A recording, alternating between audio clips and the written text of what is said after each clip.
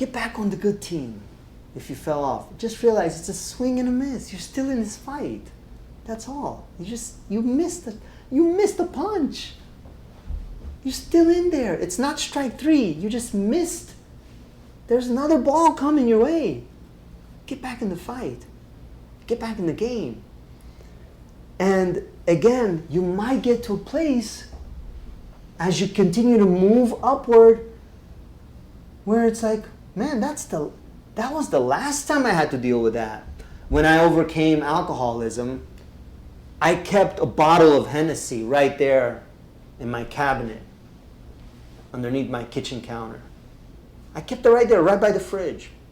And I never said, I will never drink again. I never said that.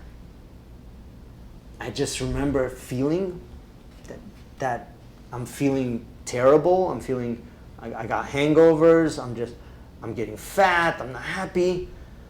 And I just said, you know what? I'm just not going to, I'm going to put a pause. Like, I don't know. I'm not going to drink today. Like, I'm just going to leave it alone. And then I built a little streak, and it was like, the next day I'm like, no, I'm just leaving it. I'm kind of disgusted by it. And I left it like that for when it got to like 7 days. And now I was like, hold on, I did 7 days without alcohol. I mean, I might go back to it. Let me just keep it right there. Just knowing that it's right there within arm's reach. Anytime I want it, I could just open it up, smell that whiskey, put it in, put some grapefruit juice, which I love, just mix it with ice, get a straw. Soothing relief. Liquid courage, everything I want, at least for a few minutes. But then how do I feel afterwards? How do I feel afterwards? I even look in the mirror, I'm not the same. I don't even look the same in the mirror.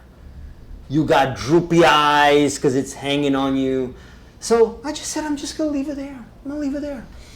And eventually it got to the point where I built such a streak to where it was like 3 weeks, 4 weeks, 6 weeks, 7 weeks, 2 months, 3 months, 4, and I'm just like, I didn't want to break the streak. And then I just postponed it. I said, maybe tomorrow I'll do it.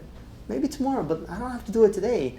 So I procrastinated on opening up the whiskey bottle, and I said, maybe tomorrow, maybe even next week. I just procrastinated. I just kept kicking it down the road. And you know what? Eventually it got to the point where I remember I was like at 1 year. And now I'm like, dang, I really don't want to mess up this streak. I mean, at least not today. And I just kept procrastinating. And I always thought, because I quit drinking before. I always thought at some point I'm just going to open up that whiskey bottle. And it's aged now. I could probably even sell it for $1,000. It was like, it's been sitting there, you know. How good would it taste? Like that first swig.